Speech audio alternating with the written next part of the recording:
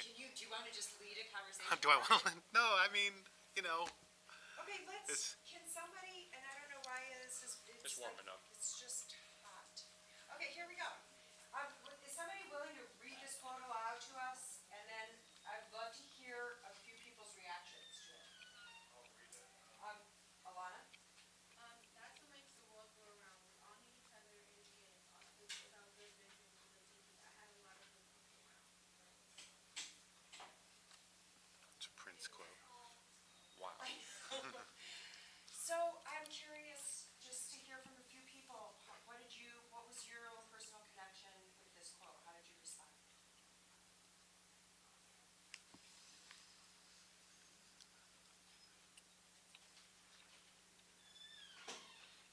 I felt that educators help us be our best.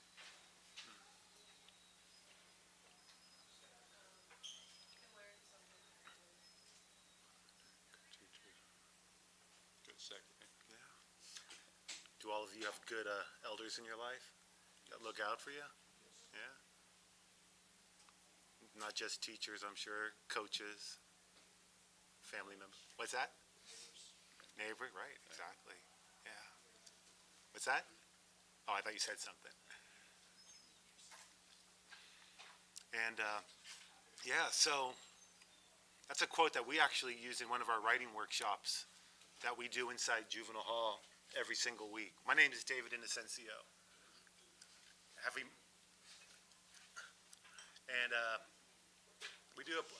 created a program, and I guess we can hand out some magazines as well. Oh, sure.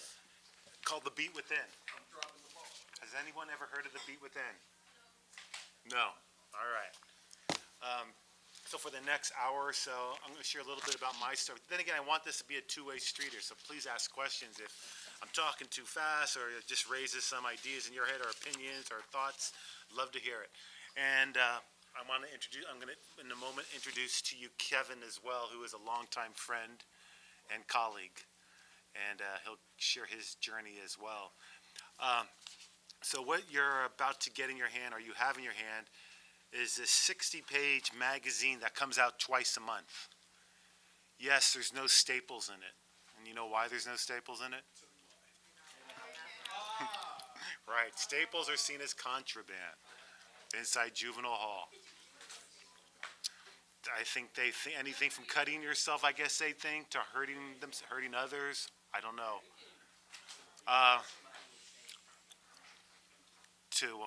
I don't know. You just got to play by the rules. You're a guest of the system, so you don't try to break. You abide by what they ask of you. So this magazine comes out twice a month. In September of this year, it's going to be 20 years old. 20 years of giving voice to the voiceless. The first workshops were held in the San Francisco Juvenile Hall, also known as YGC, Youth Guidance Center, way back in January of 1996. Prior to that, my work was as a social worker working in the public defender's office. And I really got to know young people by doing that work, helping them with their cases, being their advocate. And when you're one's advocate, of course, you learn a lot more than just the police report and the psych evals that you're reading. You build a relationship, and a pretty meaningful one at that. That young person who finds himself or herself locked up within the walls of the criminal justice system is looking for all the guidance he or she can get when everything is stripped of them, particularly their freedom, right? Taken right away from them. No more school, no more home, no more outs, no more your clothes, whatever. Now you're in the hands of the system, and they're telling you how to live your life until you're released from their custody. So I got to know these young people, and the trust was built. And the trust was so built that at times when I was talking to them, I found myself there even when I wasn't supposed to be there. After hours, sitting in the day room, asking questions, or just going back playing a game of chess or checkers, and just talking and getting to know who these young people were. And I was so intrigued by them and moved by them, and I think they were intrigued and moved by me as well, to the point where at times they would say to me, like, "Hey, Dave, can I share this letter I'm writing to my mom and tell me what you think? And I go, sure. So they whip out their journal and we go over the letter that they're writing to their mom or their girlfriend, or the letter they're writing to their judge, or the artwork that they're creating, asking me for feedback, asking what my thoughts were. And I was touched by that. I was really humbled by that. They would take share with me and not just see me as another person in the system, working in the system, or collecting a paycheck, or however they see the man, whatever. So I thought to myself, as I'm looking at these amazing writings and art and letters, that I wish someday I could share this with the larger community. Sure, occasionally a counselor in the hall will see it, a guard, a judge, a lawyer will get to see what I'm seeing, but not enough people are seeing what I am seeing. And this is what I'm thinking in the early 1990s. So I kind of say, maybe there's a way someday I could create a forum, a platform for young people to share their truths, besides that police report or the alleged crime that brings them into juvenile hall. So I kind of tucked that in my back pocket, and lo and behold, 3-4 years later, it's after doing this work as a social worker, and by the time I was 30 years old, I had a couple ulcers. This work was kicking my butt, being an advocate, running around the Bay Area, working with young people and their families, trying to find alternatives to incarceration. It dawned on me that I would like to create a class inside juvenile hall.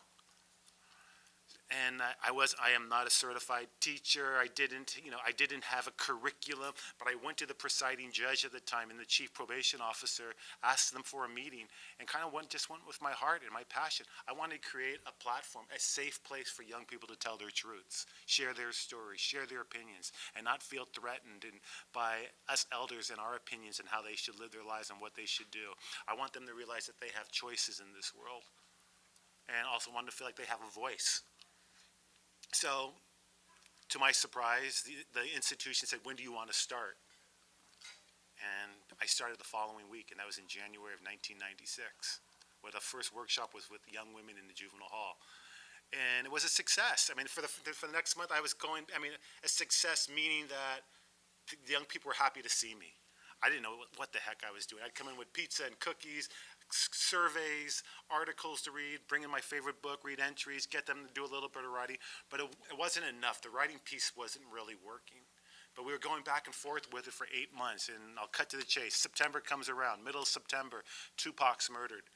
And when he's murdered, I have the young people write about his death and what he meant to them, and he meant plenty back in 1996 to a lot of us. We were really pained by his murder and his loss, this talented rapper, musician, movie star. And I took the writing back, and I was so moved by it, and I'm looking at it, I go, I can't just sit on this, and I have to do something with it. I want the whole juvenile hall, and at that time I was only going in the maximum security unit and working with the girls in the San Francisco hall. So I went back and typed up all this writing, and I laid it out in a little 4-page or 6-page little pamphlet magazine, 11 by 17, folded over, whatnot. And I went to my boss at the time and said, I want to put this out immediately. I want these young people to see what they're writing. I think they could teach each other. And in concurrence, we agreed, yeah, let's do this. Let's commit to being a weekly publication of writing and art from inside juvenile hall.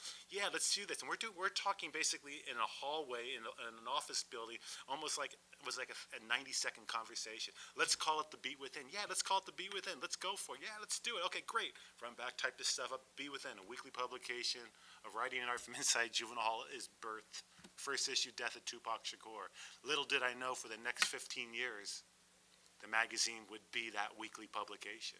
Little did I know that after San Francisco, 2 months later, Alameda County would be calling, San Mateo County, all the neighboring counties on the Bay Area would be reaching out, asking how can they play a role in getting their young voices inside this magazine, The Beat Within, which you all have on your desk.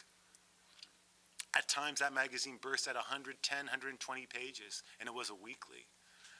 Right now, I mean, the last 5 years, we've definitely taken a step back, and we publish this now twice a month, and it averages about 60 pages of writing and art. Predominantly the young people we work with every single week in the juvenile halls in the Bay Area, as young as 11, as old as 18 years old, helping them find their voice, helping them build confidence in regards to relationship building, helping them see themselves as writers, as important storytellers, as important teachers. Because I think when I look at this magazine, I see it truly as a history book of the week. I see it, our young people who are contributing, as well as our elders, know what's broken. And I think when you read in between the lines, they'll tell you what's broken. from what's going on inside their own homes to what's broken within the system they find themselves housed in and possibly living the rest of their lives in. When I started this program, I never wanted these young people. When the Beat Within was birthed, and I figured out what I was doing with the template and how we were getting young people to write and turning around this magazine, I never wanted the young people to think that the writing had to stop at the top of the hour. Okay, we need to wrap it up, turn in all your writing, and see you next week if you're here, and if you're not here, all the best to you. I wanted our young people to know that if you're going off to camp, the group home, the free world, prison, the California Youth Authority, that you can continue to write. And that they did, to the point where to this day, I can't keep up with the demand of letters that come to our office. We probably receive about 500 letters a month from past writers to those we've never laid eyes on who want to share their story and have been moved by the magazine you have in your hand, to want to teach, to want to share, and to be published. It reaches a lot of people, this magazine, and I'm humbled by how many folks it has touched. Which brings me to the man who's sitting next to me here. When I first started this Beat Within, we got a little press in the local newspaper, and I'm gonna let Kevin tell his story, but he reached out because of that little bit of press. And before he gets into telling his story, again, all these letters that we get, we want to publish those writings as well. So if you look on the back page of every magazine, there's about 10 pages of writing and art from those who are not in juvenile hall, but are in anywhere from the SHU in Pelican Bay State Prison to Chowchilla Prison for women, to the California Youth Authority and group homes, to San Quentin, to those who have moved on in the system. And they have really become the backbone of our magazine. The elders. Teaching, sharing, creating, and helping inspire that this is not the cool road to go down, that prison is not the glorious place that you may all think it is as you sit in juvenile hall tonight as a 14, 15-year-old getting your stripes, whatever, for your hood or whatnot. To my surprise, not really my surprise, the magazine has touched a lot of people, not just the incarcerated.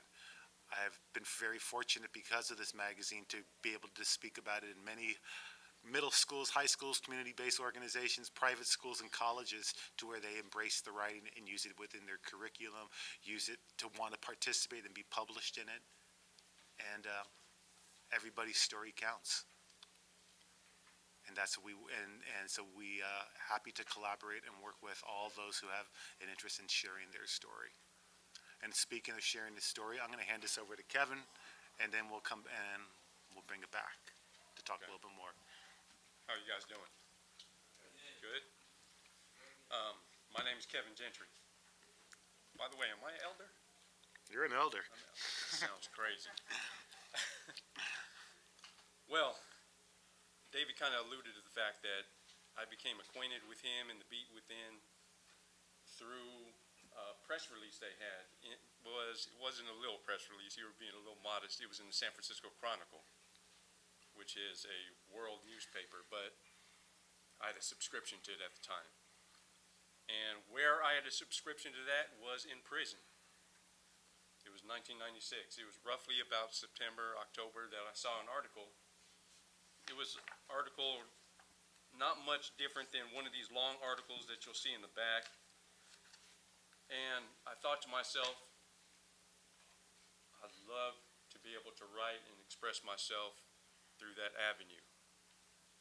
And I saw his contact information on the bottom, and I wrote him, and thank God he responded back. I don't know if I was one of those 500 letters, but he responded back to me and said, yeah, we'd love to have you. We'd love to bring you on board. So I started writing. I had a lot to say. I was in prison. I was a juvenile lifer. I began my incarceration on April 14th, 1993 at the age of 17. That incarceration was a result of a very bad decision I made at age 17 to take somebody else's life. And to kind of emphasize the point that I'm no different than any of you guys is the fact I'm born and raised here in the Bay Area. That's one thing. Born in Frisco, raised in the East Bay, San Lorenzo, Union City. Very much part of this area. Very much had many of the desires, the wants, the the needs that many of you have. I went about fulfilling those in unhealthy ways, ways that a lot of times hurt other people. I felt like I didn't have a voice growing up. I felt like I was a very introverted person, and when I say introverted, I presume all of you guys know what introverted means, but I was the extreme of introverted. I did not express myself in a real way. I didn't say what was really on my mind. I was very much superficial, and you were only going to get out of me what I wanted to show you. I didn't divulge what was going on inside of me. The fact that I wanted to feel loved by my peers, and in ways I didn't feel loved. So like I said, I reached out in unhealthy ways. I learned very early on in life that material stuff, clothes, watches, back then it was pagers. You know, we didn't have phones like today. That makes me sound really old, but pagers, whatever material wealth that we desire to have, and I say we, you know, I'm taking myself back to when I was 17, which many of you guys are that same age right now. Wanted those things, and I wasn't going to be told no. But at the same time, I wasn't going to work for it. I didn't have that healthy attitude about, okay, I want this, I'm going to go about it the right way. No, I went about it all the wrong ways. Wrong ways, some of those manifested themselves in stealing, robbing, eventually taking a life as a result of my desires. They weren't needs. Let me make that distinction. They were not needs. They were desires. And that's not to say desires and wants are unhealthy, but it's about how you go about fulfilling them is mainly what was unhealthy for me.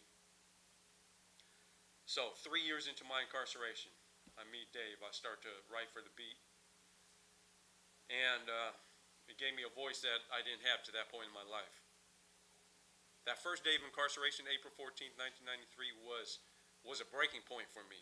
It was a point where I said, man, I told the last class, I said, and this is the honest to God truth, I literally told myself in that first day of juvenile hall, Kevin, this is almost verbatim, Kevin, what the hell did you do? And I repeated that to myself as I'm pacing back and forth in my lockdown cell in juvenile hall, because anytime you're in there accused of a serious crime, they want to make sure you don't hurt yourself. So they don't leave you with any sheets, any pants, give you some boxers, a t-shirt, cold mattress. That's what you got for 72 hours. So that's what I had. And I remember just pacing myself, trying to eat up time, doing push-ups, do whatever. And I kept on telling myself, what the hell did you do? I knew what I did. Don't think I didn't cognitively, I didn't know, I didn't understand what it was that I did that landed me in juvenile hall. I knew. It was more asking myself introspectively, how did you get to this point in your life where you're in here being accused, and I knew I was guilty, being accused of committing murder? How did I get to that point? So those are the questions I began to ask myself, which led to breakthroughs in my life, which led to looking at myself introspectively even more and more, day by day, week by week, as time passed, and start to make changes as a result. And this is one of the main avenues. Well, first of all, writing became an avenue for me, because connections were made through writing. I was locked up. I didn't have a phone on me where I could call whoever, my parents. I had to do it by writing for the most part. So I wrote letters, wrote to my girlfriend, whatever. It became an avenue for me. And by the time I ran into Dave, it was a tool in my tool chest. It was something, a way that I really began to express myself, and I thought I was pretty good at.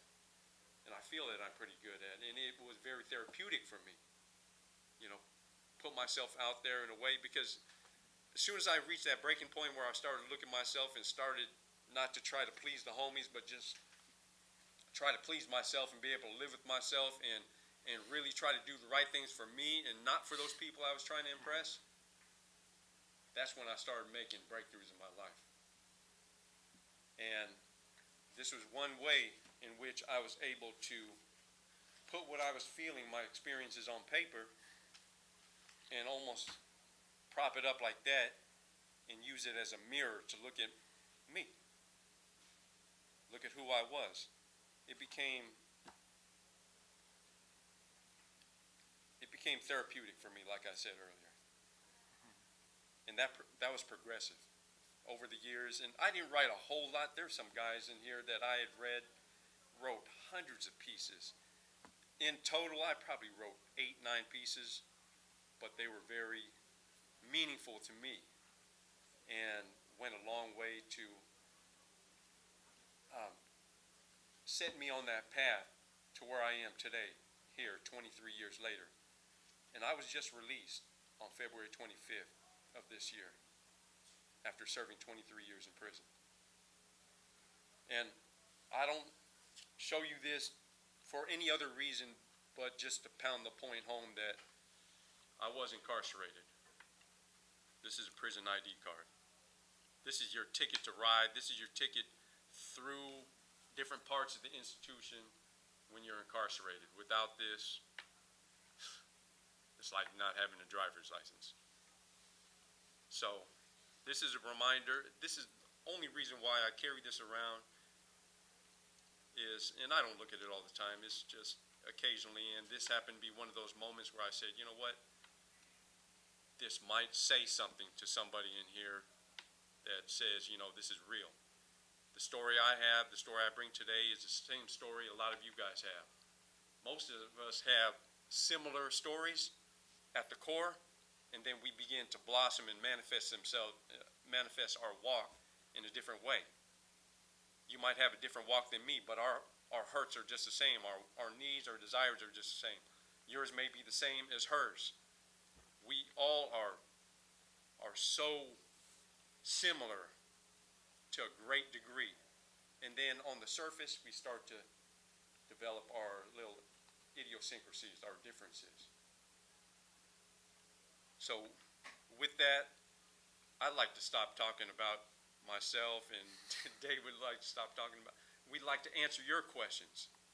And those questions can be anything that's on your mind about incarceration, about my time in prison, about the publication, whatever you guys have on your mind. So just throw it out to you guys. Say that again? How did I get out when I had a murder? I was convicted to a sentenced, I should say, to 29 to life sentence. 25 years to life for committing a murder, 4 years for the use of a gun in that murder. And when you have that life top sentence, that means that you have a possibility of parole. That doesn't mean, that's no guarantee that you'll get out, but you have to go before a parole board, and you essentially have to prove to people that you are genuinely a changed person.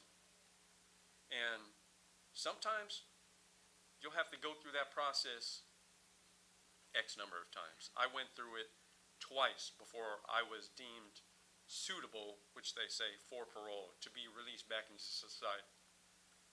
2 times. I'm extremely blessed and grateful that it was only 2 times. I have friends in there who have gone through the process 15 times. And when I say 15 times, I don't mean you go back every year. Nowadays, they can reject you for up to 15 years. They could say this is a parole board hearing for me, and you reject me here. You say, no, you're not going to be able to go home, Kevin. Come back in 15 years. My next parole board date would be 15 years down the road. The minimum would be 3 years. So that's just a reality, and I'm not saying anything about the process. I'm just saying that's the reality of the situation. So thank God I got out. And you say, how did I get out? Is I had that possibility. Now, I accepted that possibility before being sentenced. My lawyer approached me and said, look, basically he said, this is the best thing for you. 29 years to life. You'll get out at age 38, 39 before the age I'm at today. That's a good deal. And this is when I was 18 years old. I don't know how that looked on my face, how I expressed it, but inside I was saying, are you crazy? I'm 18 years old and you're saying I'm going to get out when I'm 38? I couldn't even imagine being 21. 38 was just wild, but thank God I took the sentence. I accepted the sentence, I should say, because it could have been much worse for me. My crime at the max, if I was 18, it would have been a death penalty case. But since I was 17, I could have been sentenced to life without parole. That means go lock it up somewhere and bye-bye.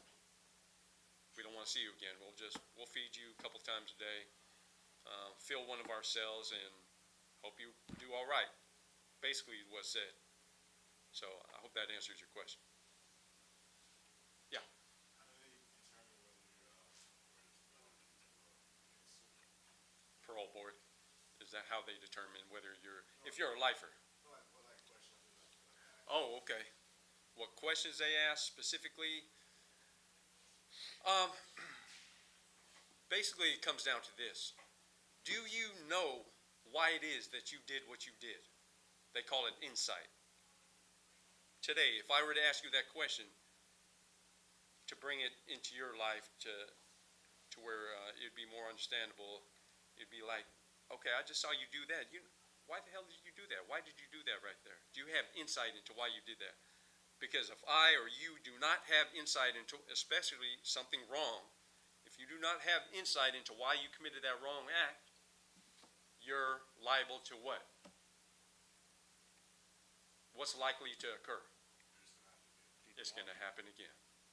And if you were a parole board member, would you want to let somebody out where you felt they're going to do it again? I wouldn't. And I was on the other side of the table. But if I were a parole board member, many of the people they see are people who committed murder and extremely serious crimes like that. So, no, I would want to know that they learn their lesson. And I believe in redemption. Let me throw that out there. I believe in second chances. Off the top, without a doubt. And that may rub people the wrong way, but that's just my opinion. But by the same token, I want to know that they learn from their wrong and they've paid for their crime, in a reasonable fashion. And, that's all subjective, because the victims of my crime, of what I did, feel that I should never walk the face of this earth again. And that's their opinion. They're entitled to that opinion. And I listened to a grief-stricken victim, one of 3 children of the person I murdered, tell me why he believed I should never walk free again, why I should never breathe air again. And he's entitled to that opinion, as are his mom, his brother and sister, and everybody else who loved that person who I took from this planet. So I don't begrudge him or that process at all. That is their opinion, and they are certainly entitled to that, at the very least, for what I caused them. So I spoke to insight, and that's basically, once they feel that you have an understanding of what you did, and they feel that you won't repeat it again, they have to know, they have to be sure why you won't repeat that again. Have you been using your time effectively in prison? Have you been going to groups, to counseling sessions, to self-help therapy? And prisons vary in the amount of self-help that they provide. San Quentin, where David goes often, it's like the jewel of the prison system. They have tons of stuff there. It's where a lot of people want to go if you're a prisoner. I tried to get there many times. For whatever reason, I wasn't given that opportunity. But it all differs depending on where you are, what's available to you. And fair or unfair, that's the reality of the situation. You just have to deal with it effectively. But they want to know that you're using your time wisely. So, does that answer? Okay. Him and then you. Upon getting out of incarceration, did you struggle to find work? Did I struggle to find work? I want to say no, and I will say no. I just began work 2 weeks ago.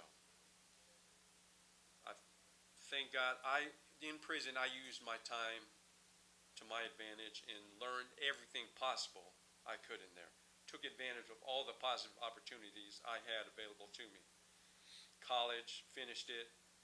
Trades, I learned how to be a Braille transcriber, a closed captionist. I'm talking about national certifications. So everything that came my way and presented itself to me, I'm taking it. I want to be a part of that. Because in those programs are positive people, like-minded people, and that's who I want to be associated with. I don't want to be on the yard 7 hours a day, slamming dominoes on a table and playing pinochle. I'll do that sparingly. I have lots of friends in there, love them to death. Still communicate with some of them. They write to me.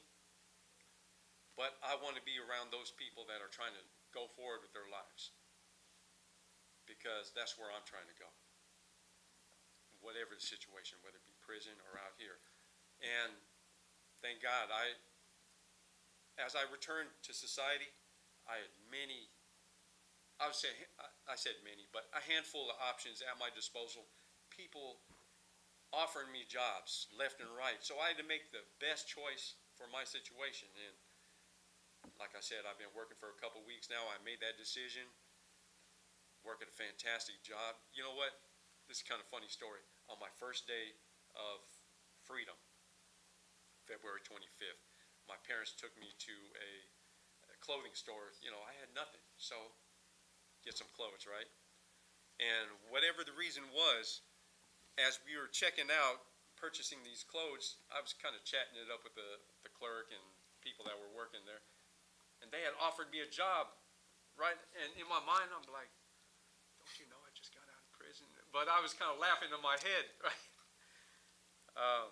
It was kind of funny, but in the big scope of things, it was a real blessing to me because it told me this, and this isn't saying anything about myself, but saying something about the people that have been part of my journey, and both inmates and volunteers in the prison system, and people like David that offered programs, and that they helped me become who I am today. And thank God that's obvious to people around me. So, does that answer your question? Thank you. Him and then you. So, in the last year, we've talked a lot about the prison system and what it aims to do, whether it's, they market it as educating and rehabilitating people. So, like from the readings that we've done lately, they found that it's been a process which has been like really dehumanizing. Do you think that the prison system has been educating to you and allowed you to rehabilitate, or has it kind of dehumanized you?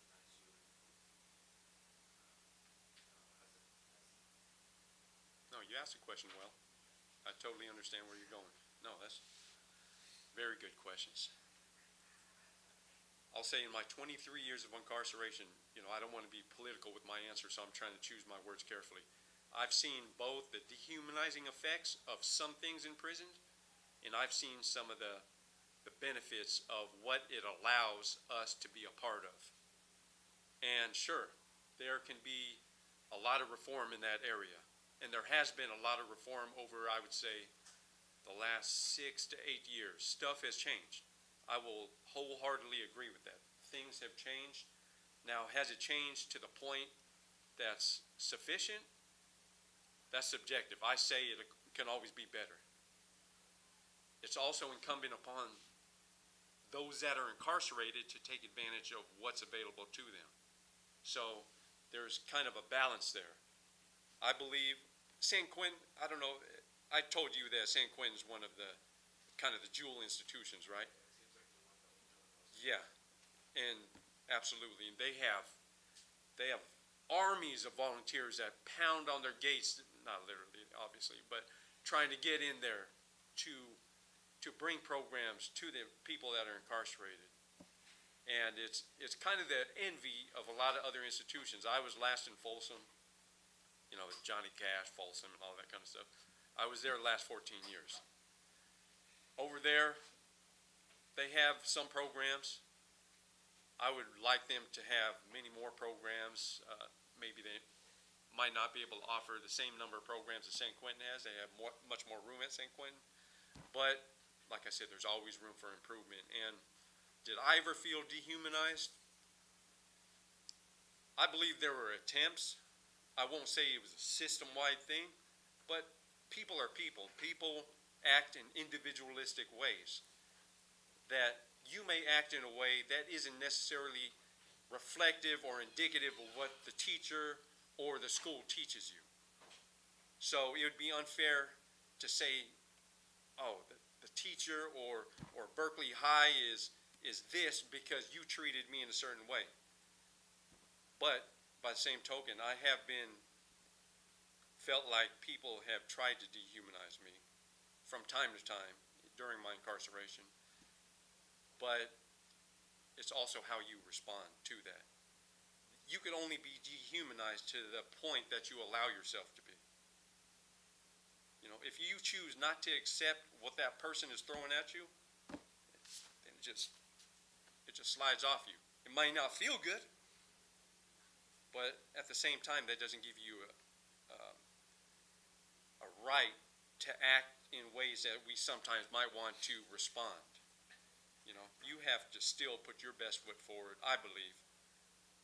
It's kind of the mantra that, you know, that I operate by or try to operate by. I'm by no means perfect, but though there may have been attempts to try to dehumanize me, as infuriating as it may have been at the time, for the most part, I chose not to accept it. What is the most valuable and most important thing you learned about yourself during your time? The most valuable thing I learned about myself, to just be myself. I am who I am. There's always room for improvement. And with that, what I mean by that is, I don't want you to see me, say we were friends, right? I don't want you to see me for who I project myself to be, a front that I put up. I want you to see me for who I am. I'm going to be transparent. So I learned to be transparent. I learned to communicate.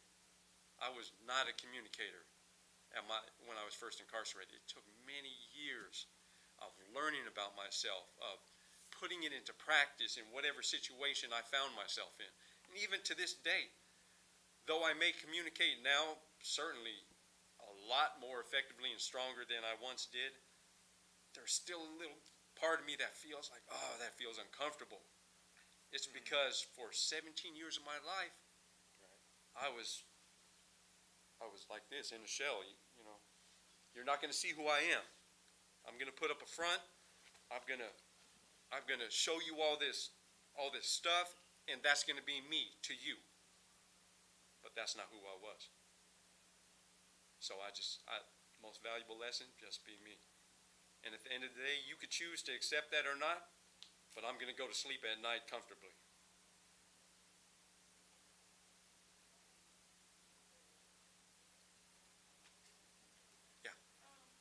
What psychological, I mean, it's too personal, but like, what psychological effects or emotional effects did like having 20, or did you view in other people or in yourself, like 20 years as like a huge portion? Did it like, how did it mess with your mind, or was it not?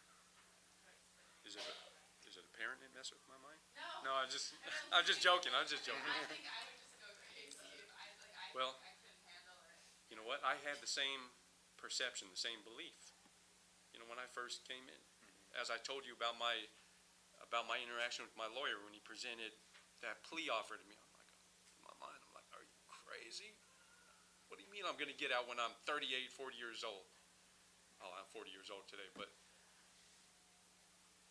in prison, I tried to take it day by day. At the same time, having a vision of who I wanted to be and set out on that path. Now, that doesn't mean you're going to be perfect and you're not going to go off course, but at least your compass, your GPS, I should say, is set for a destination.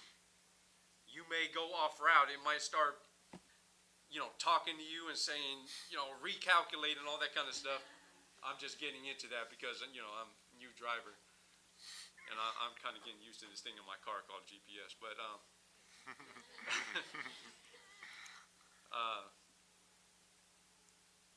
you have to have a vision, a sense of where you want to be, who you want to be. And that's always going to change. You're always going to refine that person. 5 years from now, you might say, damn, that was crazy. At 17, I wanted to be this. No. I've learned this about myself now, so I'm going to refine that path.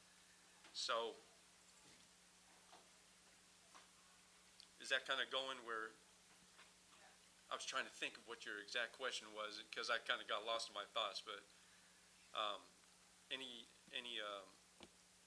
more clarification you want on that? Or? No, but I have another question. Go. That you were talking about, like, what were the craziest, like when you first got out of prison, what were the craziest things that you like?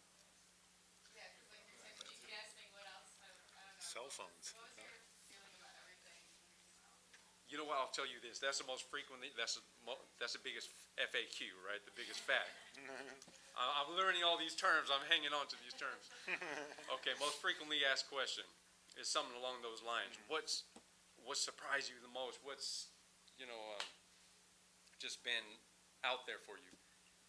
I'll tell you this, and I mean this with sincere honesty. From the moment I walked out of the East Gate, it's called the East Gate of Folsom State Prison, and started walking without shackles, without a waist chain, without handcuffs, and pushing a box of my property out to the car where my mom and dad were waiting. It felt like riding a bike. It felt like I had my eyes set on this for 23 years, for the last 23 years, and this is the fruition of all my work, all those years of hard work, all those years of self-introspection, all those years of hanging around great people, trying to be a part of great movements, of doing things which were positive.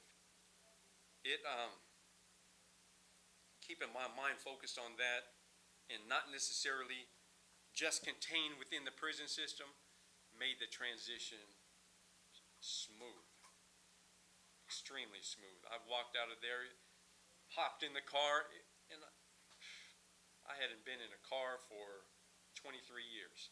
I've been on bus rides and stuff like that, with waist chains and stuff, and it's still, there's little things that,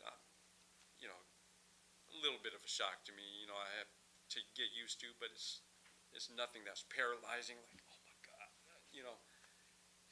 I feel like from the first few moments I said, man, this is where I belong. This is where I belong. Yeah.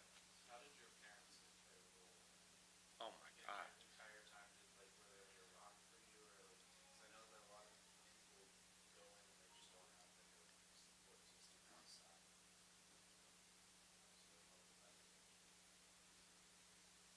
You answered my question. No. My parents were a rock in my life. In that first, I would say 12 hours, I know it was the first day of my incarceration, April 14th, 1993. In that lockup cell, cold, asking myself these questions in my mind, why did I choose this path? All those sorts of things. Pacing back and forth, doing push-ups, just trying to eat up time because I had all this anxiety built up. The door opened, they have those skeleton keys that are heavy and the big heavy doors. That door opened, it was almost like TV shows where you see a glowing light and you see God at the end of the corridor or whatever. My parents were on the other side of that door. And that was our first visit. And that was the first step in our healing. And I say our because we had a lot of healing that needed to be meted out, that needed to be done. Still a lot of healing. That was a result of many years of non-communication, many years of neglect towards them, some, in certain ways, neglect towards me. All those sorts of things. We had to be transparent. We had to conversate about things, and that was very uncomfortable for my mom and me, and in some respects my dad. My dad's much more open, though. My mom's like, she's Filipino. In Filipino culture, we kind of put things. I knew you were Filipino too. That was just. I just knew it. But Filipino culture, for the most part, we don't talk about things. We just keep things in the background. We're going to put up a front, and that's not. I love my culture. I love. Besides, my dad was. By the way, my dad was white, so I don't want to neglect that side of me either. Half breed. That's right. I knew that too when I looked at you. I didn't want to put yourself out there. You're like high yellow. Nah. But you know what? There was a lot of healing that needed to be done. And me and my mom, my dad passed since, but me and my mom to this day, we still have somewhat uncomfortable interactions in ways that she doesn't want to talk about things sometimes, but I have to insist that we bring it up, but it has to be in a healthy way. I definitely can't play the blame game because there's more blame to be pointed my direction than anything, but, I believe in healthy interaction. I believe in being myself, we talking about things, and let the chips fall where they may. You may not like it, I may not like what you say, but hey, that's fine. We all have our opinions. Doesn't mean that I have to do whatever to you or you have to do whatever to me just because you're pissed or what. No, nothing like that. But you know what? There are people that have that belief. But does that answer it? Okay. My brother. What's it called? So you and David are like in the same group, kind of like in terms of like. I'm sorry. Say that one more time. You guys are like in the same group in terms of like venturing young juveniles. Actually, this is our first venture. Together. Yeah.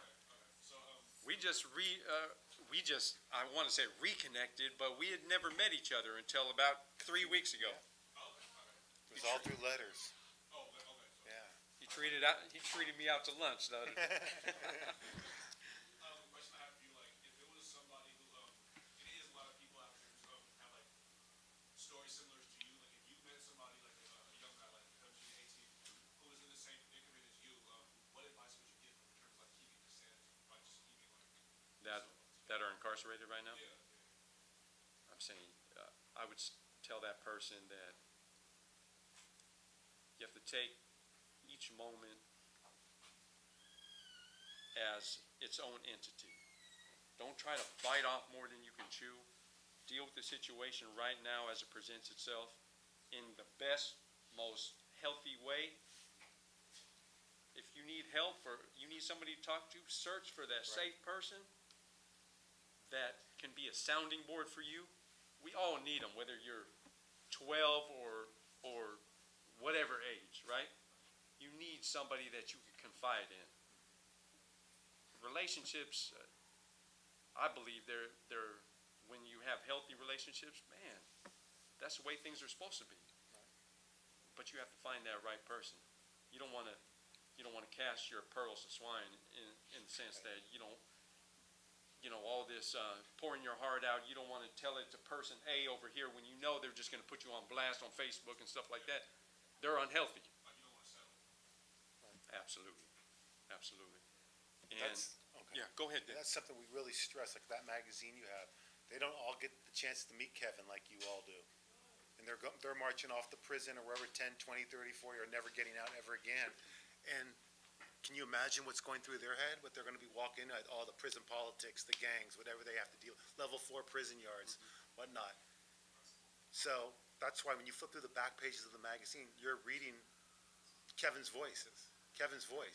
We put writings from men and women who are in the adult system predominantly in the back page of every issue to help our young people realize what lies ahead.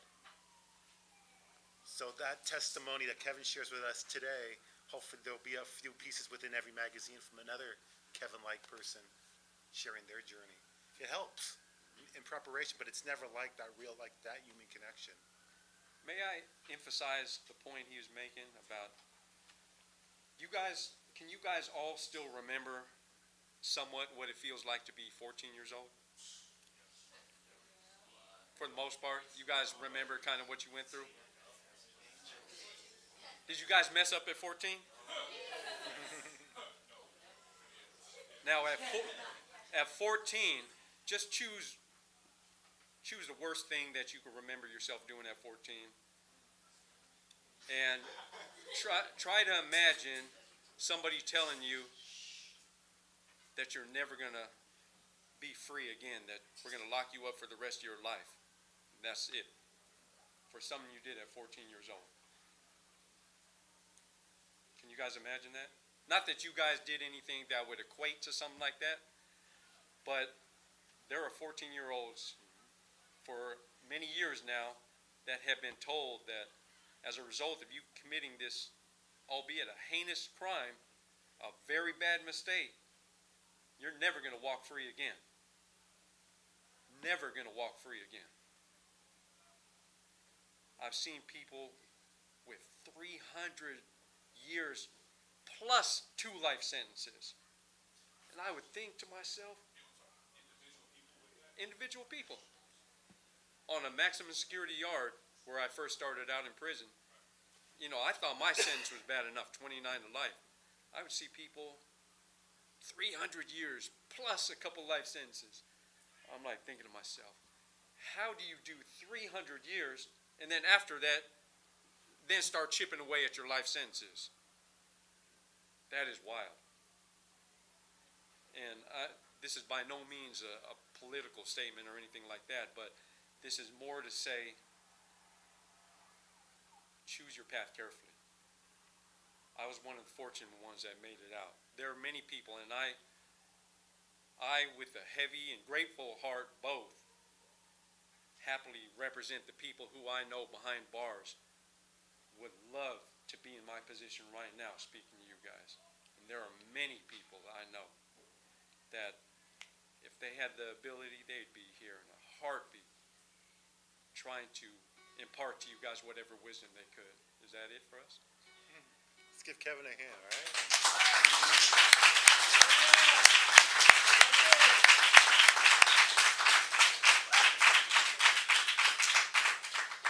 And David.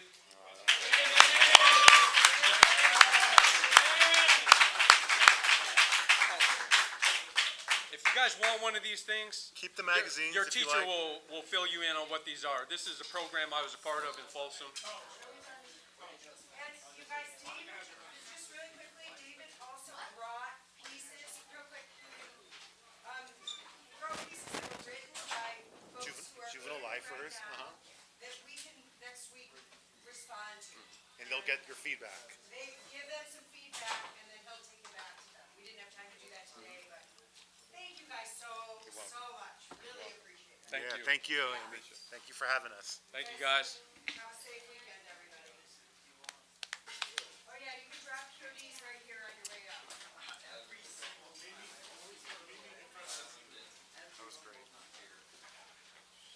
thought it went.